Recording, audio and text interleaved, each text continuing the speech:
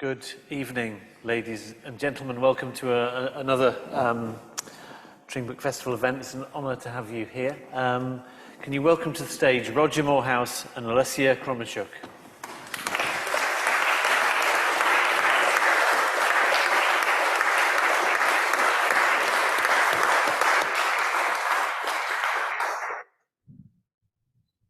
Good evening, everyone. Thank you for coming on this chilly, rainy Tuesday evening. We have about an hour. We'll be talking for about 40 minutes. I'll give a short introduction in a moment. And then Olesya will do a short reading, and then we'll have a few questions, then hopefully some questions from you as well. On Ukraine, on where Russia's going, where Ukraine's going, on the details of the book, perhaps. It's excellent, by the way, so do please avail yourselves of the copies outside. So we've got about 40 minutes, then 20 minutes of questions. To start off, I think when Vladimir Putin launched his invasion of Ukraine in February of this year, it brought the subject of Ukraine crashing into our collective consciousness in a way that it hadn't been there before. I think prior to that point, although, as Olesya will say, the war in Ukraine had been going on since 2014. Ukraine had been first invaded in 2014 by the Russians. That somehow had sort of slipped beneath the radar of our collective consciousness here and elsewhere in the West. A result of our own ignorance, of our own complacency, and of course also of nefarious Russian propaganda in sort of muddying the waters of what was true and what wasn't.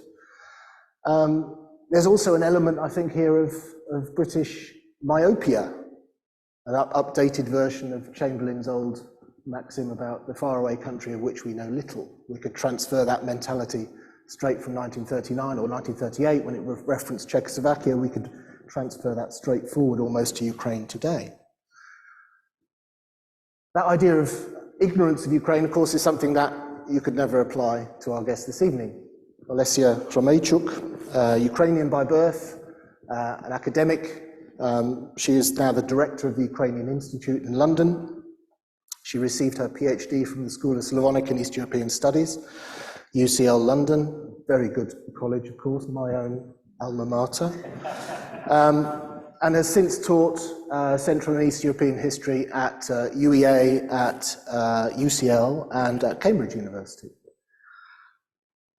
Her book, as you can see, Death of a Soldier Told by His Sister, is her second book. It's an intensely personal exploration of her reaction to the death in 2017 of her elder brother Volodya near Luhansk on the front line of the Ukrainian defense against the Russian invasion. If I were to summarize the book in a sentence, I would describe it, I think, as a study in grief. And as such, you could argue that its appeal is universal. But it's much more than that. It's actually summarized very well by the historian Anna Reid, who wrote very perceptively that it is a sister's reckoning with her lost brother, an émigré's reckoning with the country of her childhood, and a scholar's reckoning with her own suddenly acute personal subject matter. I'm going to ask Olesya to read a short passage before we go into questions, just to give you a flavour of the book. The floor is yours.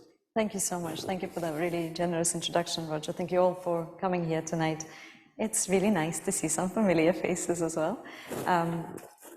It's an honor for me to be able to speak to you here tonight about Ukraine and to read from my book. So I'll begin by reading an extract from two chapters, which are called Pair of Boots Part 1 and Part 2. For months, my Facebook page was advertising dating sites, maternity clothes, theater performances, and army boots, size 8. The algorithms must have thought that I was a single woman of childbearing age, keen on theater and army outfits. They must have also thought that I have pretty big feet. I didn't blame Facebook. I had spent days looking at army surplus sites, hunting for a pair of army boots. Following my brother's request, I was determined to get a pair that would be lightweight, waterproof, black, and size 8. After a week or so of inspecting hundreds of pairs of army boots on my laptop screen and not finding what I needed, I started to despair. And then, suddenly, there they were, a shining pair of Gore-Tex Pro Combat British Army boots. I couldn't believe my eyes. They were waterproof, black, a bit on the heavy side, but most importantly, size 8. I was very happy. My brother would have a brand new pair of proper army boots, the envy of the whole company, and maybe even the whole battalion. My order arrived pretty quickly, and I was glad to learn that the boots were not too heavy. I gave them a wipe, stroked them gently, whispered "good luck" to them, and put them back into the shoebox and put the box into the bag. The bag already contained a full army uniform, a couple of army caps, army socks, t-shirts, a lightweight waterproof suit, a lightweight jacket and trousers, a helmet liner, a BV bag, a genuine British Army issue poncho, a few other pieces of army clothing, as well as medical supplies, a Celox sachet, the staff that stops heavy bleeding, water purifying tablets, dry food survival packs, and lots of chocolates and flapjacks. Apart from the boots, which were a total pain in the neck, none of these items were particularly hard to get. There was only one article that evaded me. I was also hoping to get a bulletproof jacket. But bulletproof jackets are predictably not so easy to find online. But all in all, looking at the large khaki bag stuffed with all these items, I felt quite proud of myself for accomplishing my own military mission, getting everything necessary to keep my brother warm, dry, and safe. The bag lying on my friend's kitchen floor in Kyiv was the same one I had packed on my own kitchen floor nearly 2 years earlier in London. I didn't recognize many items. The uniform was not the British Army one I had bought. It was made of thin, plastic-like material. The helmet liner was there, the same one I had bought, except now it had a hole and several brownish stains. There was also a folder with some paperwork, a brief handwritten autobiography, some military documents, pictures of the sun and rainbows drawn by school kids for soldiers. And then I saw them, the Gore-Tex Pro Combat British Army boots, size 8. They were covered in mud, the fertile, sticky Ukrainian black earth. I took them into the hall of my friend's flat. There, among the civilian shoes, this army gear looked like it came from another planet. I cried for the first time since I received the bag. My tears started to roll down my cheeks and onto the shoes. I took a cloth and started to clean them, gently, like I had done at home after I had received them in the post. First, I removed the mud from the soles, then cleaned the rest of each shoe, and I gave them a shine. I stroked them, like I had done 2 years ago, and whispered to them, "Good luck. You can keep someone else dry and warm now." Thank you. Thank you. I think that comes across very strongly in that there's a very strong elegiac quality to your book. Obviously, the main theme is about your reaction to your brother's death. So if it's not too brutal a question to start with, can I ask you to tell us about Volodya and what he was like, what sort of man he was, and how he ended up in the front line in 2017? Yeah, sure. I describe him as an ordinary, extraordinary guy, because that's what he was. He was my big brother. We had a very complicated relationship. He was someone I looked up to when I was growing up, and then later on, I lived in the UK, he lived in the Netherlands for 11 years. We didn't see each other very often. We didn't speak to each other as much as we could have or perhaps should have done. So the relationship was always tense, but there was always a lot of love and a lot of desire to stay in touch, to be in touch. He was an artist, and he was really not soldier material as far as I could see it. That's why when he volunteered to join the Ukrainian Armed Forces in 2015, I was surprised. I mean, we, as a family, were all expected that he would receive a draft because he had served as a young man, as a conscript, with conscription in Ukraine. And so we expected that he would be called up, but he wasn't called up. He waited for his draft. The draft never arrived, and he volunteered. And I couldn't quite picture him as a soldier because I knew him as someone who loved traveling, who found it difficult to stay in one job or in one city, who painted, who was an artistic, complicated soul. And then I suddenly saw him in this military gear that I describe in photographs, wearing khaki and, being a soldier. And he said that he felt very comfortable in that role. And I think I understand it a lot better now since the full-scale invasion, because I see so many more of my friends, civilians, become part of the armed forces.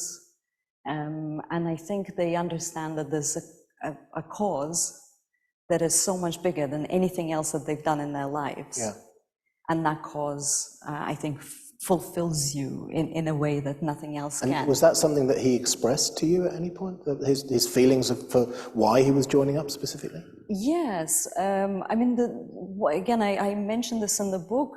What he said to me, that in spite of being a historian and someone who studies the region and studies this war, the war that started in eastern Ukraine, I was naive as far as he was concerned, because I thought that it would be contained to that region. And that is true. I mean, at least I hoped that it would potentially be contained to Crimea and eastern Ukraine, or at least to Ukraine, was his position was, and that is true about most of the veterans that I've spoken to who had participated in this war since 2014 actively, all volunteers, not just veterans. They all agreed that this was the start of a much, much larger war that would go way beyond eastern Ukraine and possibly beyond Ukraine as well.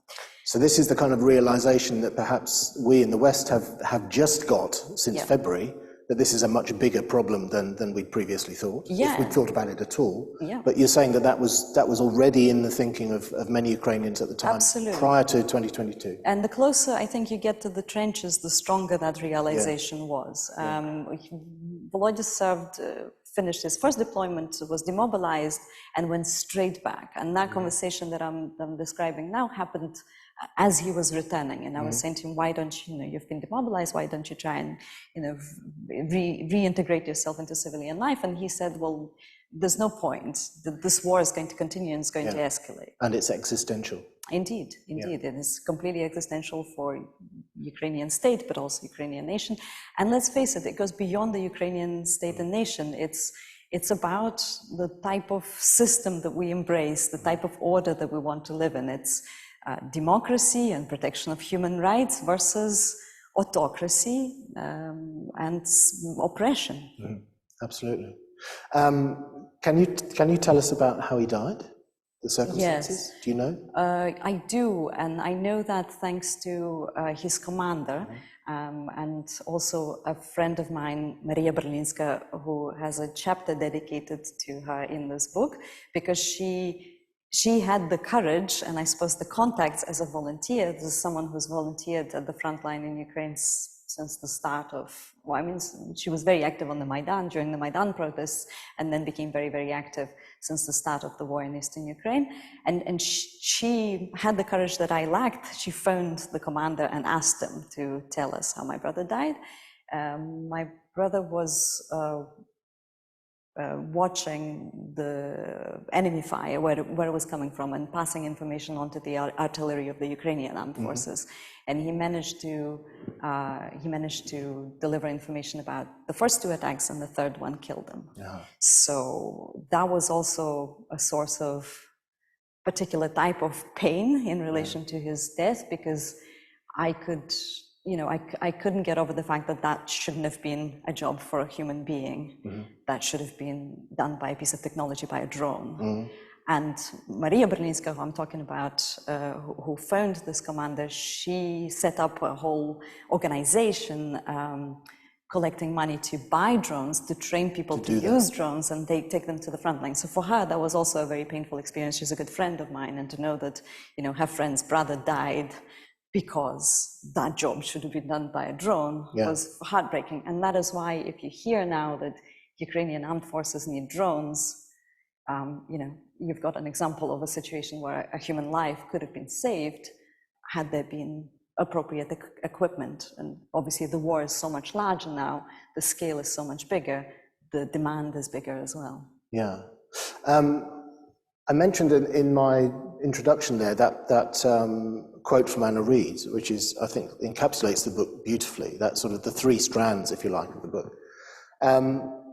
What I want to ask, bearing that in mind, what your sort of motivation was for writing it? Was it kind of cathartic to work through your grief in that sense, or were you aware of those three sort of overlapping reactions as a sister, as an immigrant, and as an academic? Yes, I think there's a personal level and there's a professional level to the writing of the book. On the personal level, I felt at some point like I had to start getting this grief out of my system, and I suppose I did the way that I knew, and that's to write something. And I didn't start off by writing a book, I started off by writing a documentary play, and I'm very pleased to see one of our former actors here, Simon, hello, in the theatre company that I run in London, Molde Theater. So in order to process that grief, I wanted to write something. And the Army Boots that you heard today was the first sketch that I wrote for the theatre piece, and then it became a documentary play, and then eventually turned into a book and became much, much larger. Mm-hmm. So on that level, on the personal level, it was the desire to kind of process my grief and my trauma. But on the professional level, I knew that I have the sort of material that is perhaps universal. Everybody can relate to the idea of grief and loss of a loved one, that can explain to some degree the story of what was then a completely forgotten war. Yes. Whenever we performed our piece and whenever I spoke about the book later on, I realized that people did not even realize that the war was still ongoing and it was still claiming lives. So I felt, okay, I have a story that should be understandable enough that could then explain the larger picture and the larger context. I am in a privileged position where I can write in English, I can publish in English, I can speak to audiences, whereas most of the grieving families in Ukraine cannot. Mm. And also I can tell a story that is a bit unusual because it's not from the trenches, first-hand from the trenches. It's a story of a civilian, it's a story of a family that lives really far away from the front line and yet whose life is profoundly affected, changed forever because of Russia's war in Ukraine. Mm. So I guess all of those together gave me, I suppose, the courage, or I felt like I ought to do this. Yeah, and the perspective to do it. Yeah. Every author, of course, the dream of every author is that by the time your book comes out, the world will have turned in such a way to make it absolutely on trend and the must-have accessory. For you, that's sort of that. I mean, this was first published in 2021, right? The original edition. Yeah. So, in a rather brutal way, this is the world has turned very much to make this a must-have book, I think. Yeah, I think in my introduction, I say I wish I hadn't had the material to write this book. Yeah. But on the other hand, I am glad that there is the second edition where I was given the space to link what happened between 2014, 2015 when my brother volunteered, 2017 when he died, and 2021 when I finished the first version of the book, and since the full-scale invasion. So there are about 4 chapters, or maybe more than 4 chapters, that are brand new that I wrote since February. And that was the space for me to explore this sort of new level of brutality of Russia's war in Ukraine. Yeah. And also how the world started to explore this small country of 40 million people in the middle of Europe because Russia is trying to destroy it. Yes, I mean as we were just discussing in the green room. There is this sort of peculiar myopia that I referred to as well in my introduction, where I mean, I would wager that most of us here, perhaps prior to February of this year, probably couldn't have found Ukraine on a map, and yet that's no longer the case. And that we have to see that, brutal though everything that has happened is, we have to see that in some ways progress. That Ukraine is now on the map, right? Yes, as Russia's trying to wipe it off the map. Yeah, exactly. But that's something that we can, we can sort of celebrate the fact that we now understand where Ukraine is. We now understand Ukraine's tribulations. Prior to this year, that sort of conflict, which had been going on for 8 years, was barely part of the conversation. Yeah, twice the length of the First World War. Yeah. On the one hand, yes, I don't disagree. On the other hand, I would like us to also do a bit of soul searching and think, well, what would this war have had the same chance of happening on the same level with the same brutality had we paid attention to that part of the world earlier, sooner? Had we listened to Ukrainians, what they were saying, as a lot of my friends use this phrase, Ukrainian Cassandras, there's so many of us have been saying to the world, this is going to, this is already happening, it's already terrible, occupied territories are already suffering so much, there are concentration camps and, the occupied territories in eastern Ukraine, Crimean Tatars have been deported just for being Crimean Tatars, yet again, this happened to them in 1944, it's happened to them since 2014 by the Russian authorities, and nobody was listening, nobody was paying attention, so I would encourage all of us to do a bit of soul searching too. Yeah, and one of the things that I think has been most astonishing over the last, however many, 8 months, 9 months, of watching this, if you like, the second phase of the war, is how history seems to be echoing, I'd hesitate to say repeating itself, but an awful lot of the Kremlin playbook is the same as it has been for decades, is false flag operations, deportation, mass deportation, as you mentioned, Crimean Tatars, for example, the deportations of Ukrainian children, for example, which is ongoing and is numbering thousands, many of whom we can only guess if they will ever come home again. But there's so much here that is just, it's all there in the history. And yet, for most of us, we're sort of hearing it for the first time. Yes, and also for me, as someone who studied the Second World War, the way that the army behaves, the Russian army, is very telling as well. This idea of, an army that comes to liberate the territories that require no liberation whatsoever, and also liberate by shelling them, essentially. I mean, that something similar happened in 1939, where I come, I apologize, where I come from. You did warn me not to do that. where I come from, Lviv, which was part of Poland before the Second World War, and the Soviet army arrived assuming that they are liberating Ukrainians from Poles, and yet they discovered, poor Ukrainians who have been suffering under Poles, and yet they discovered that these poor Ukrainians, who were truly, in one of the poorest parts of Europe, actually much, much better off than the Soviet army that arrived there. Also another sad reality is the looting that's happening. We saw that on an industrial scale in the Second World War. The rapes used as a weapon of war, and soldiers not just not being punished, but actually being encouraged to behave in that way, because that system never changed. The Russian army never reformed after the collapse of the Soviet Union. I mean, the Ukrainian army had the same legacy of the Soviet army, but it was reforming, and it reformed in particular in the last 8 years as it was confronting a much, much larger, much better funded enemy. But the Russian army didn't reform, and I don't think, wasn't interested in reforming, because that is the way that they wage wars in Ukraine and elsewhere. We've seen this in Chechnya, we've seen aerial bombardment in Syria and elsewhere. And again, here is a question to all of us in the West. We've tolerated a lot of this for a very long time, a lot of this behavior, criminal behavior of the Russian state, and we didn't do it very much about it. The sanctions that were introduced in 2014 and since were minimal. Some countries were so dependent on Russian oil and gas that they essentially continued to fund this war. So when we think that we've not been involved in Russia's war in Ukraine, we should probably think of the different levels of involvement. Does that still make you angry now? Lots of things make me angry.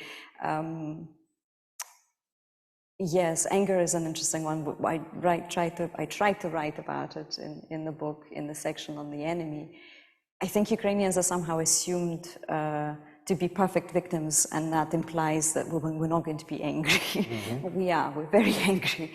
And I think it's okay and very normal to feel rage at the moment. as long as that, for me, it's important to channel that rage into efficient change. Yeah. So when I into something productive. Absolutely. Yeah. When I encourage us to think about our own mistakes, it's so that we don't have to repeat them, so that we act differently now, because Ukraine continues to need the support of the world now more than ever. So we don't succumb into war fatigue. So we don't focus on our rising energy bills without realizing that the cause for that is not some war in Ukraine, it's Russia waging this war in Ukraine and holding all of us in this atmosphere of energy blackmail and nuclear terrorism. Yeah, absolutely. Just to bring it back a little bit to the more personal, you, as I explained, you are professionally a historian. You did a PhD in history. You taught Central Eastern European history for many years. I wonder how the events of recent years, your brother's death and everything that we've just discussed, which is intensely personal on one level, I wonder how that has kind of collided with or even assisted in your understanding as a historian. I mean, historians are supposed to be objective. You're supposed to float above the battlefield and view everything with a cold eye. Your eye is not cold at the moment. So how do the two coexist? It's a very good question. I do try to tackle it in the book as well, because I came back from my brother's funeral and had to go back into teaching of the Second World War intensely, very quickly. And I wasn't able to talk to my students. I didn't feel like talking to my students about what had just happened in my private life. And then, you know, I continued to give talks at various academic conferences. I continued to write about the war in Eastern Ukraine without necessarily talking about my personal tragedy and loss. And so what the initial reaction that I had towards that is to reevaluate my own ability to be a historian. Suddenly I felt like I'm not going to be able to be objective anymore, objective, neutral, all of those things that we're expected to be as academics. I'm failing as an academic, as a scholar, as an educator, and so on.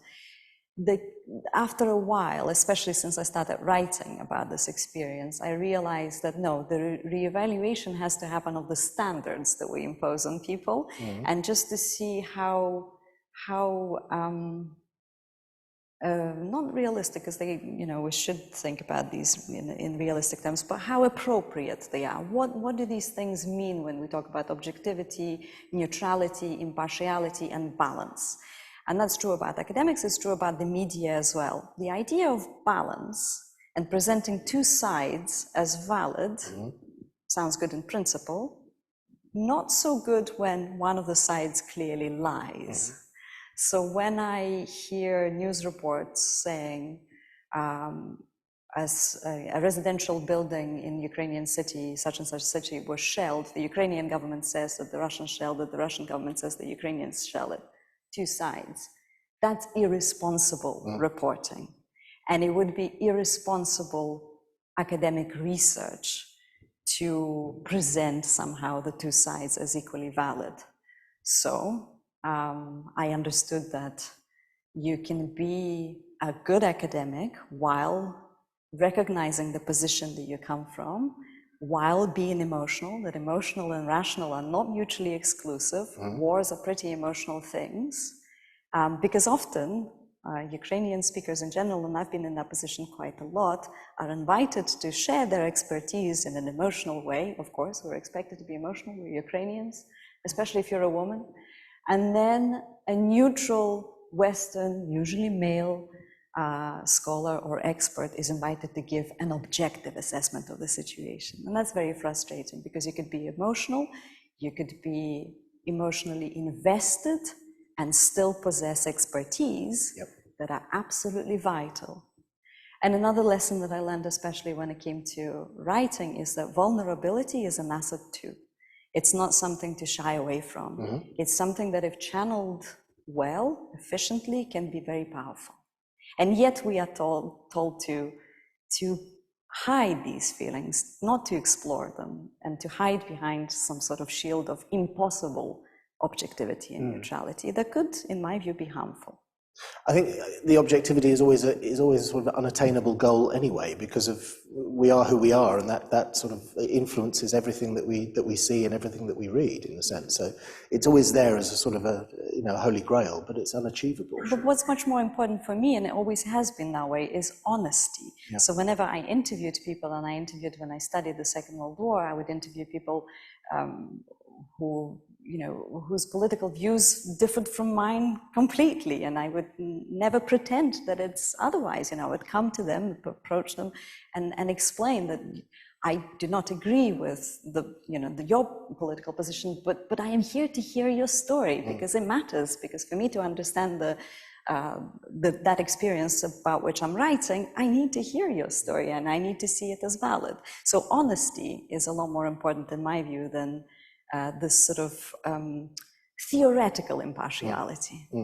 And do you think your teaching, there was a reference in the book, almost an aside, where I think you mentioned a student saying to you that your teaching was very emotional, was very sort of human-based, if you like. Was that already there before? Was that in some way a response to your brother's death and all of that grief? I'd like to think that it was there before, because the way I've researched in the past, but I didn't need to interview any of the. I was lucky to have been able to interview veterans of the Second World War, because I was researching at the time when they were still able to speak to me. But I didn't have to. I chose to speak to people and witnesses, and hear their stories, very human stories, and then write in a way that reveals those human stories as well. So I'd like to think that I've always had that, but obviously my own trauma and my own involvement in this war only persuaded me that that is the approach that works for me. Interesting. Right, thank you. This sort of $64,000 question a little bit, but how do you feel now about Russia and the Russians? Can you illuminate that for us? Yeah. And Putin. Yes, I write about it in the book. Whenever I think about Putin, I always think about the trial that I would like to watch on TV or listen to it on Radio 4. His future trial. Yes, and I hope it'll happen sooner rather than later, and I really hope that it does absolutely happen. How do I feel about the Russians as such? I have a lot of Russian family. I have a lot of family that lives in Russia. Almost none of them have been in touch since the full-scale invasion. A lot of them stopped talking to my family in 2014. And when it's my mother's family, when my mother mentioned something about the Maidan protests. This is before the invasion of Ukraine. This is still during the Maidan protests. She was trying to explain something to them. Their response was, "What are you trying to say to us? We know exactly what's happening. We watch the TV." So that's your sort of, that was a personal anecdote that confirms something that a lot of us know already. I guess what we need to understand about Russia is that I think we've imagined Russia to be something it isn't. And now it is the time to really discover what Russia actually is, not what we think about it based on Pushkin, Tolstoy, Dostoevsky. Maybe now is the time to revisit Dostoevsky, and maybe now is the time to also revisit how what we've perceived as great Russian literature has shaped the picture of the West and the enemy is so frequently Ukrainians or other non-Russian neighbors. It's also important to understand that being anti-Putin and being pro-Ukrainian in Russia are very different things. You can be anti-Putin, doesn't mean you're going to be pro-Ukrainian. And also that being a draft dodger, for instance, so we saw a massive exodus of the Russians recently. By some estimates, 300,000 people, maybe more already, usually young men who are avoiding the draft. That doesn't mean that they are anti-war. They are They're anti-getting killed. Getting killed. They don't necessarily speak about this war as a criminal war of their state. They don't take ownership of what's happening. And one last thing that I'd like to say in this regard is I would really encourage people not to expect any kind of reconciliation between Russians and Ukrainians before this justice, before we hear that trial, and preferably not just the trial of Putin, but as many war criminals as possible. So you're already glimpsing into your crystal ball, which was my last question for you, is where do you see Russia in 10 years, and where do you see Ukraine in 10 years? I'm a historian. It's really difficult to talk about the future. I think Russia in 10 years will be the sort of country that the Russians choose for it to be. They have agency. Putin exists because he's allowed to exist by his own citizens. So I don't see yet any sign of leadership in Russia emerging that would give up the idea of Russia as an imperialist or neo-imperialist state, that would not fall back onto this idea of let's make Russia great again. I don't see that leader at all who will respect sovereign states around Russia. And I don't see any appetite for that leadership in the Russian society. I do see very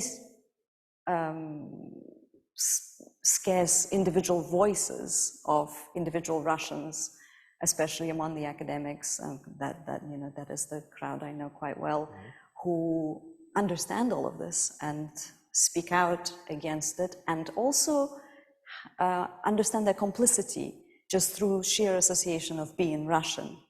But there's so few of them that they seem to be the exceptions that prove the rule. So it is really up to the Russians what happens to Russia in 10 years' time. But I do not have any evidence to have any positive vision of Russia as a democratic country.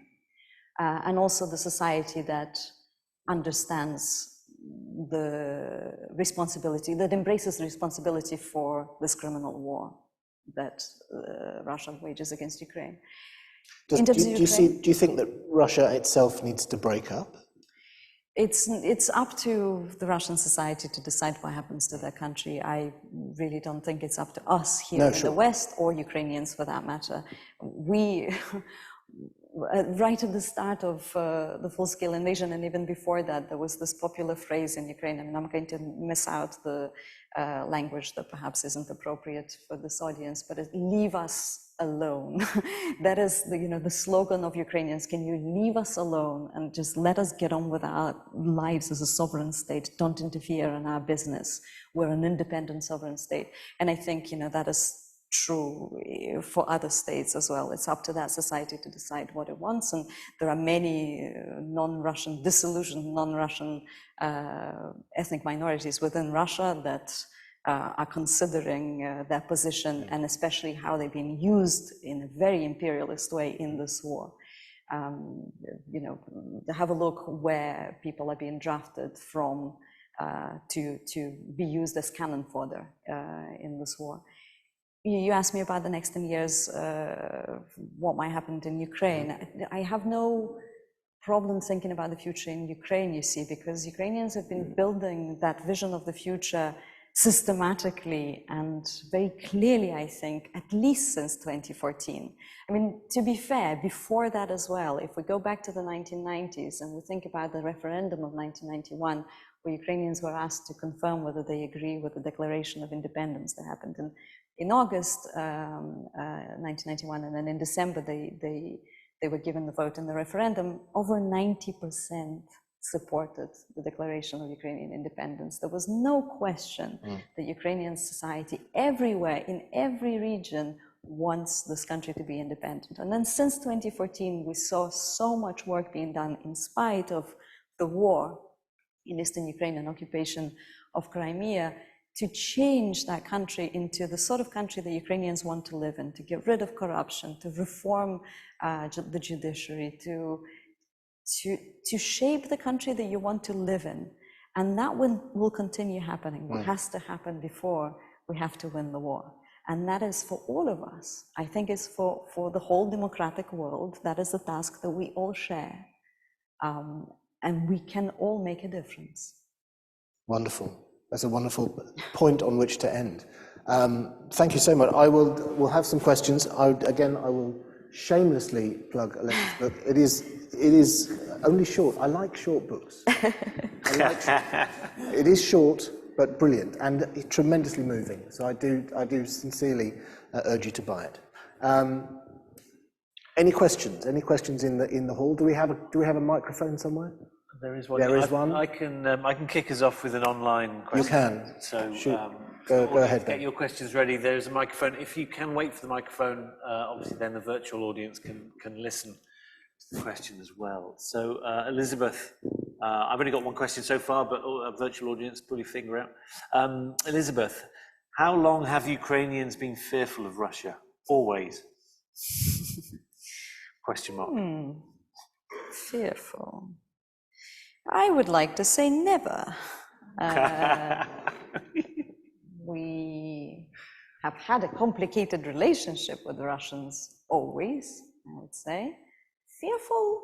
I don't think so, because we have such culture of resistance. If you look at our classics, if you look at Taras Shevchenko, Olesya Khromeychuk, and everybody since, so if you look at the start in the 19th century or even before, you see a lot of defiance, you see a lot of open resistance, call to action, call to breaking your chains, and also a lot of mockery of the imperial culture and repression that comes from there. So I'm not sure if fear is the right word, because we didn't see a lot of fear. I mean, obviously anybody who finds themselves in the situation of this profound violence, especially such brutal violence as we've seen since February, is likely to feel fear on some level. But what we saw in February and onwards is people defending themselves with anything that they had at hand, whether that was the choice to join the armed forces, the territorial defense, or just pick up a flag and stand in front of the tank. Now, that is the sort of defiance that is fearless. So we've suddenly had extremely complicated relationship with Russia as the center that has tried to suppress, deny the existence of the other. And it escalated into this genocidal war, but not fear, no. Is it too simplistic to describe the Russian attitude towards Ukraine as essentially colonial? It is, no, I think it's exactly the right description, for sure, yes. And I think it's only just beginning to be understood outside of Essential Europe. In Essential Europe, that those countries that have experienced some kind of relationship with Moscow, they understand that very well. They don't need Ukrainians to now explain to them that this is a colonial war, essentially. But outside of that region, I think we're so reluctant to see Russia as a neo-imperialist state, or the state that continues to act as an empire, that it's really hard for us to understand this war as a colonial war. But that is exactly what it is. That is what it is, yeah. Any questions in the room? There's a couple. There's one in the middle just here. Right in the middle, third row. That's it. Thank you. Thank you for coming here. And the first chapter that you read really was wonderful. It shows the art of writing in you. One message that you actually said, it's a universal message, and it is quite true, actually. I'm from Afghanistan, and I can see exactly the same pattern that happened in Ukraine. The Soviet Union claimed that they have been invited by the Afghans to come to Afghanistan, and that was Soviet Union. And the style hasn't changed. It is still Soviet Union, and Putin claimed that he was invited, his forces were invited to come to the eastern Ukraine to liberate the eastern part. My question is actually, I haven't read the book. I ordered it from through Amazon. I want to know, this memoir is actually your memoir or the memoir of your brother? And if it is the memoir of your brother, how could you write about him when you were away from him? So that's the question. Thank you so much. Yeah, very glad to clarify that. It's my memoir. It's my reflections on his death and on the war more generally. But I do cite him on several occasions. I cite his videos that he recorded at the front line, which I found in his phone after I received his belongings. So in the chapter that I read to you today, I talk about receiving the bag. In that bag, there was his mobile phone, and I didn't know what to do with it for a long time, but eventually I decided that I had to look inside that phone, and I found 3 videos that he recorded a couple of days before he was killed in the trench. So I cite those because they're hilarious. They're very interesting, they're peculiar. I think he was completely on his own, just filming his surrounding, and the voiceover was pretty spectacular. His sense of humor was very interesting. And I also cite a letter that he wrote to me a long time ago when I was working at Cambridge at the time, and I think he was still living in the Netherlands at the time. So his voice is very much present. And there are also 5 chapters that are sort of fairy tale-ish. They're not reportage. They're not necessarily non-fiction. They're more fiction, I suppose. And that's me trying to understand some of the parts of his life that I simply have no factual knowledge of. So his voice is there, but it's my memoir. So another question over here, I think. Yeah.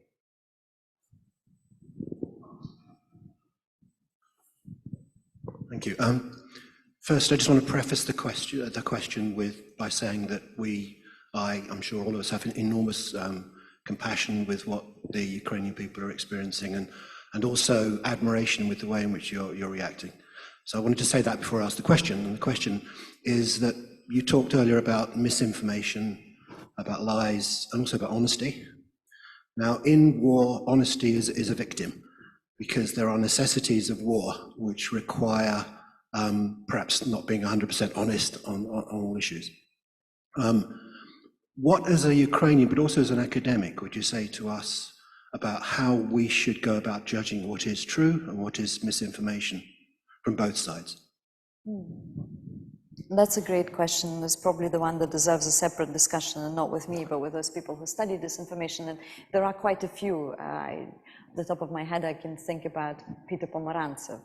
I would really encourage you to read his book, or several books now, especially on Russian misinformation and information warfare and how it's penetrated the West. From me, I would like to add that I would encourage you to read those journalists who are on the ground. Ukrainian journalists, non-Ukrainian journalists, those who are in the country and are reporting from the country. And there are many now, unlike in 2014, when Western journalists tend to go to Moscow to report on Kyiv, or Kyiv to report on Donetsk, but we're not necessarily on the ground in the middle of it. Now there are plenty, and you could access their reportage from the ground. I would specifically encourage you to read in the English language, Kyiv Independent. It's a relatively new, well, it's a very new actually outlet, online newspaper, which is in English, and is great. And all of their reporters are reporting from Ukraine. And yeah, listen to Ukrainian voices. I don't actually agree that the truth has to be a victim in the war. I mean, I suppose it depends what we're talking about. You know, if we're talking about military operations and classified information and so on, that's one thing. Experiences of people on the ground, there's no reason to distrust them. And because we live in the age where we have access to these voices, let's listen to them. They still don't penetrate mainstream media as much.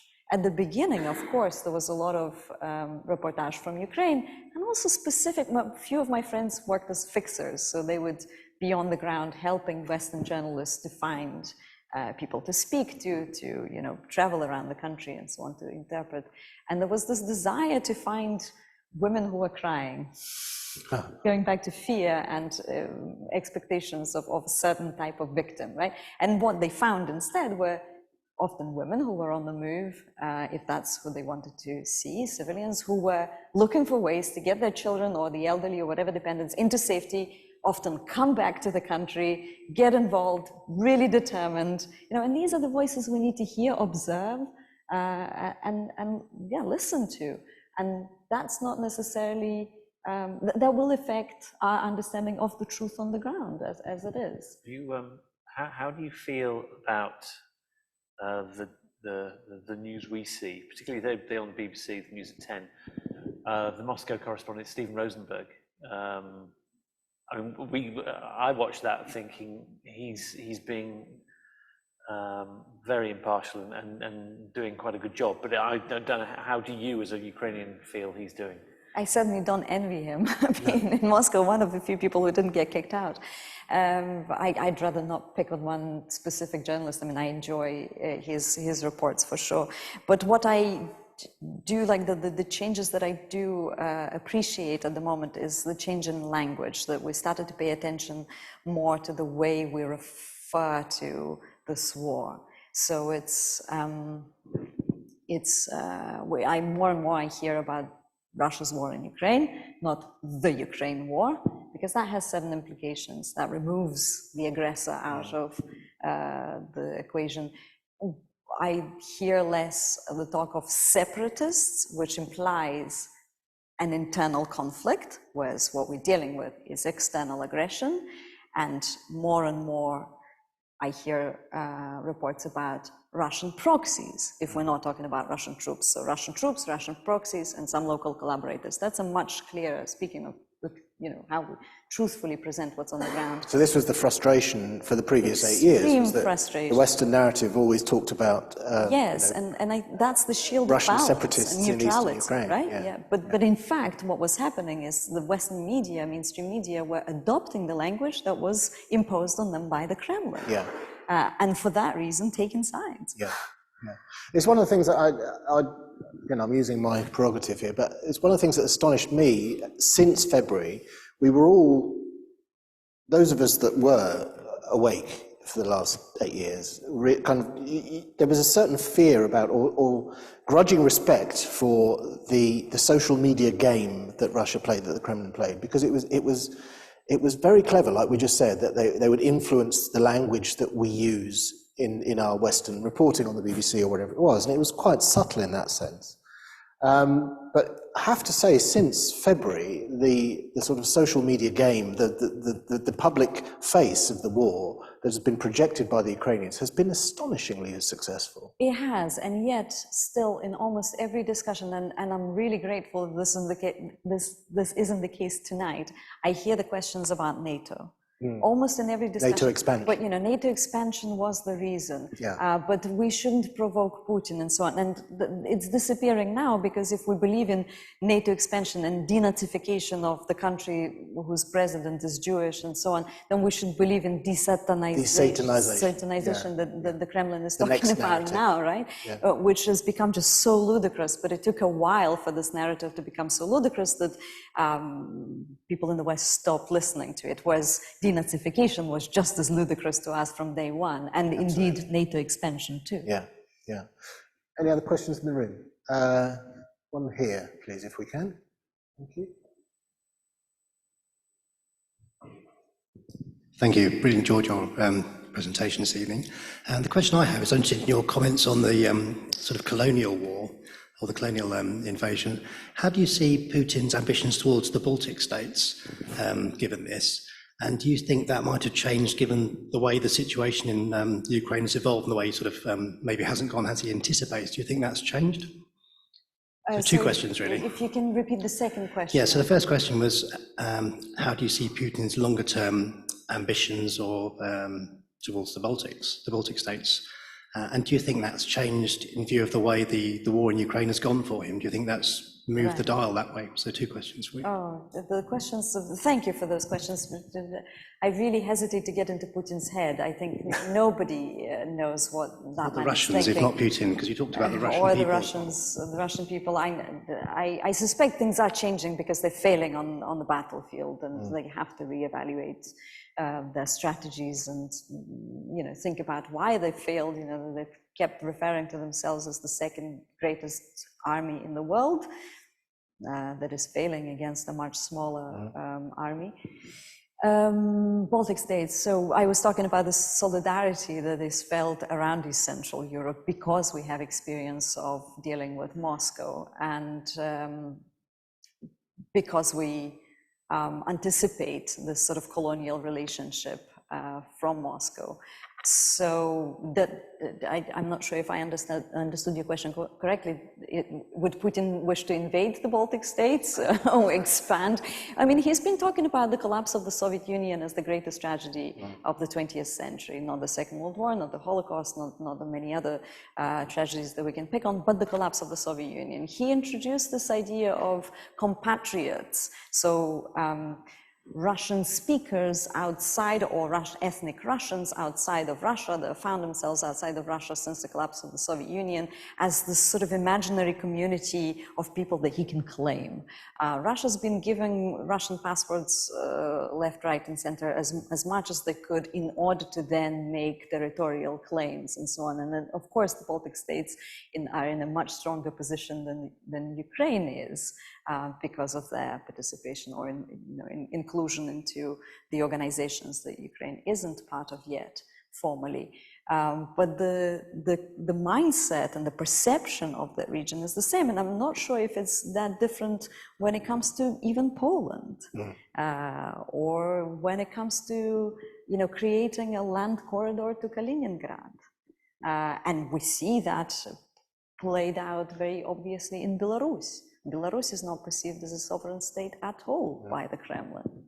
I know that the government of Belarus isn't acting like a sovereign government, but the people of Belarus, the country itself, is perceived as a puppet in Moscow. Oh, you're there already. Thank you. Hello, Olesya. Hello. Good to see you. Yeah, so it's a kind of common question, but both of you have touched on this. Both of you have kind of made comments that keep on touching on this. The strange thing to me about one of the really strange things about all of this is that, so it's about Ukraine's right to exist, and it's about like the people who live in Ukraine, and whether they're Ukrainian or Russian or whatever.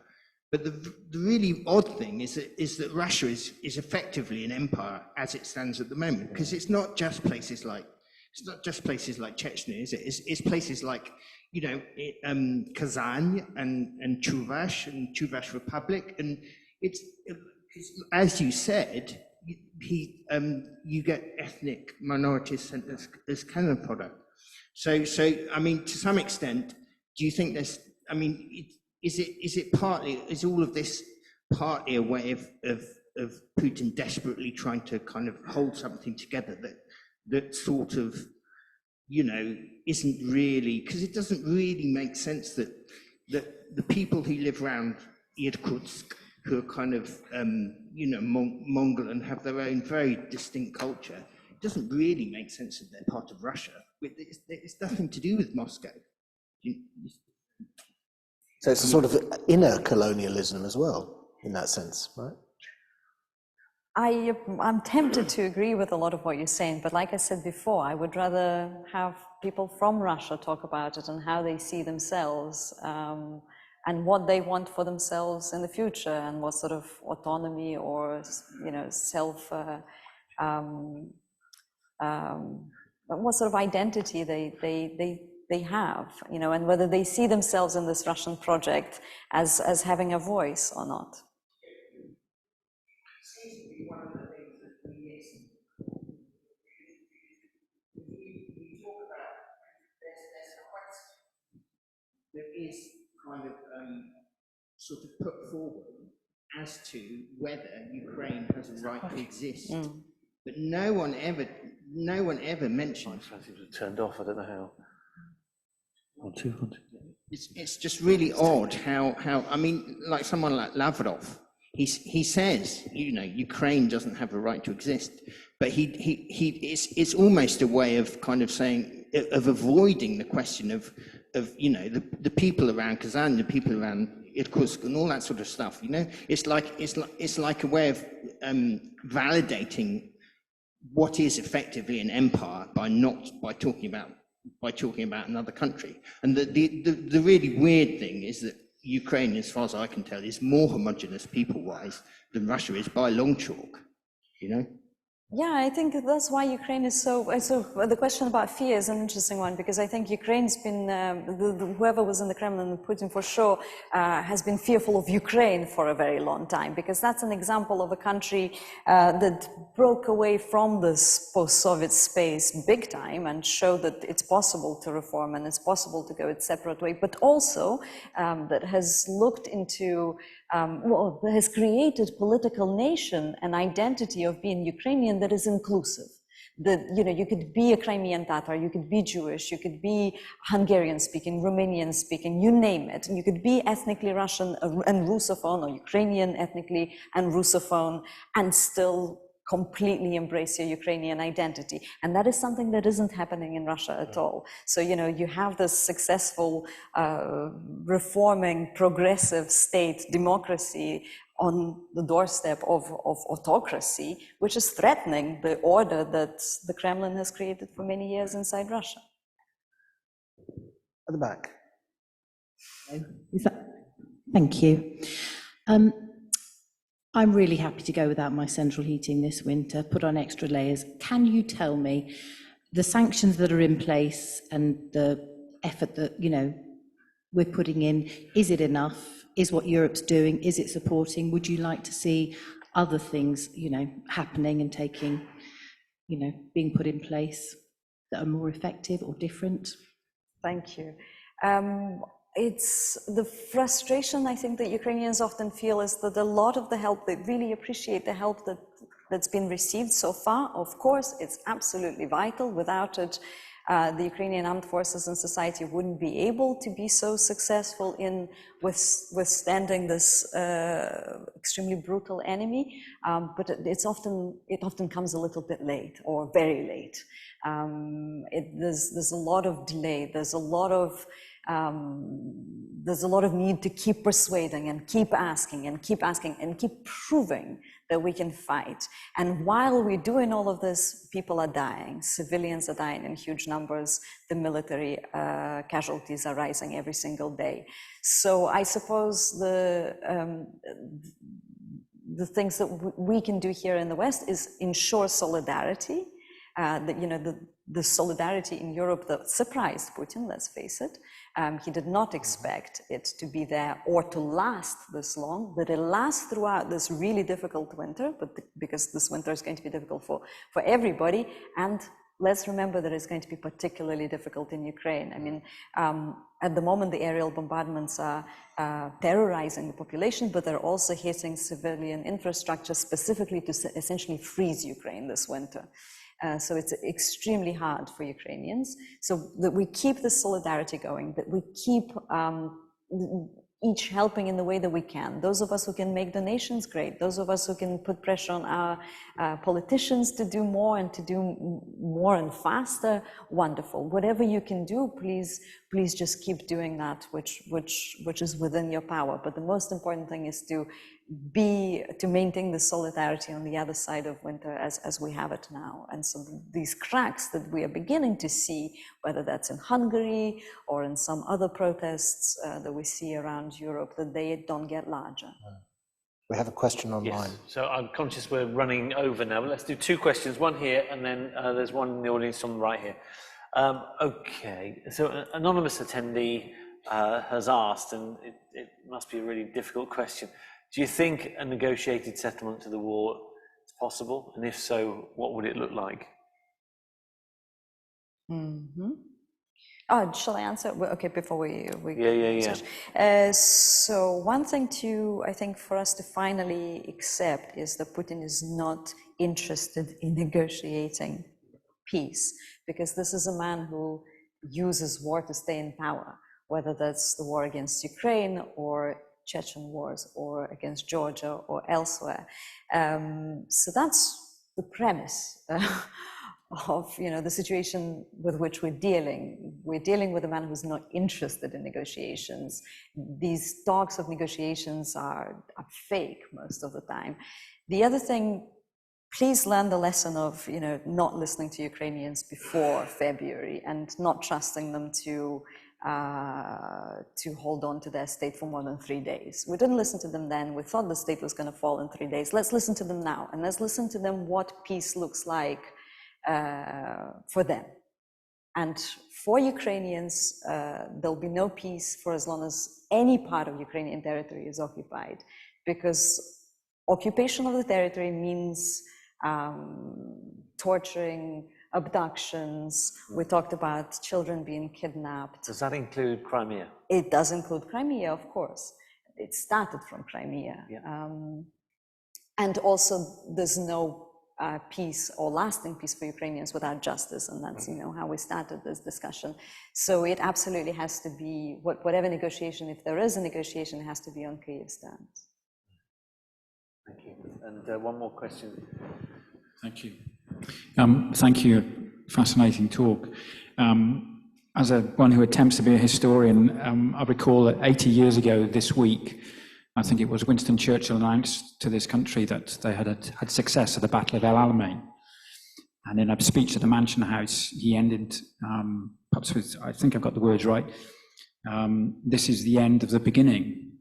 And you give a distinct impression in your talks that, and you've alluded to there in the last response, that Ukraine are not going to sit down and negotiate, and that perhaps we in the West are going to be in this for the long haul, for whatever it ends, for whatever the outcome is, and that if we can get through this winter and into the spring and the summer, then possibly the end of the beginning will start to take shape and Putin will have to step down. Is that a scenario that's possible? I can see the temptation to look into the future. It's very difficult to predict, and we got a lot of things wrong already many times, so I hesitate to speculate what's going to happen. One thing I do know is that we are not spectators, we are actors in this situation. The more we do here, each one of us in every way that we can, and the more our leadership does to equip Ukraine with the means that Ukraine needs, whether that's financial, whether that's the weaponry that Ukrainians need or anything else, the quicker Ukraine will win, and with smaller casualties. And the example I'd like to draw your attention to here is that, in October and November, Ukrainians should not be reliving February.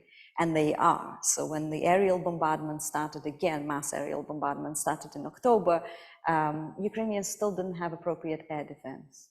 Why?